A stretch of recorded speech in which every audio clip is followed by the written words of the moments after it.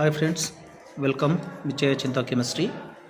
This is a complete life cycle of silkworm. సిల్క్వామ్ యొక్క పూర్తి జీవిత చరిత్ర ఇక్కడ మన ముందర ఉంది. ఇప్పుడు ఇవి సిల్క్వామ్ యొక్క ఎగ్స్. వాటిని మనము కొన్ని రోజులు హ్యాచరీస్లో పెట్టి తయారు చేస్తారట. సో మనకు చిన్న పురుగులు వస్తాయి, పట్టు పురుగులు. వాటి నుంచి వచ్చినటువంటివి ఇవి ఒక 5-6 రోజులు బాగా తిన్న తర్వాత ఇంత సైజుకి వచ్చినాయని చెప్పారు. ఆ తర్వాత అది మళ్ళీ 3-4 రోజులు మల్బరీ ఆకులను బాగా తిన్న తర్వాత ఈ స్టేజ్లోకి వస్తుంది. ఇంత పెద్దగా మారుతుంది.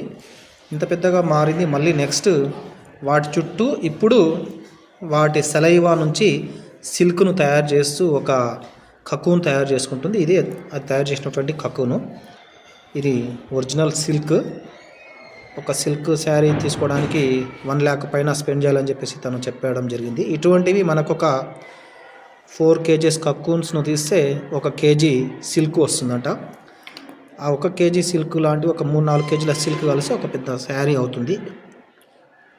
సో ఒకవేళ సిల్క్ వామ్ ఇట్లాగే పెట్టి చంపి దాని నుంచి ప్యూపాన్ తీసేస్తే అప్పుడు మనకు సిల్క్ వస్తుంది. లేదు మనకు సీడ్ కావాలి అనేవాళ్ళు కక్కును తీసేయడంతో వచ్చినటువంటి ప్యూపా ఇది. ఇక్కడ దీన్ని బ్రతికించలేకపోయాము మేము, చనిపోయింది. 2 days బ్యాక్ తీసుకొచ్చాము మేము కాలేజ్కి. ఆ తర్వాత ఈ ప్యూపా ఉన్నది బ్రతికున్న దాని నుంచి మేము ప్యూపాను బయటకు తీసుకుంటాం నిన్న. అది చాలా పెద్దగా ఏమంటారు దాన్ని ట్రాన్స్ఫార్మ్ జరిగిపోయి దాని అంతిమ లైఫ్ స్టేజ్ అయినటువంటి బటర్ఫ్లైగా మారుతుందని చెప్పారు. ఇది మారింది. ఇట్లా మారి ఇది 1 or 2 daysలో ఎగ్స్ పెట్టడం ద్వారా తన లైఫ్ ముగిస్తుందని చెప్పారు తను. సో ఇది మా దగ్గర ఉన్నటువంటి అంత సిల్క్ వామ్ లైఫ్ సంబంధించినటువంటి అన్ని స్టేజెస్ మనం చూడొచ్చు ఈ వీడియోలో.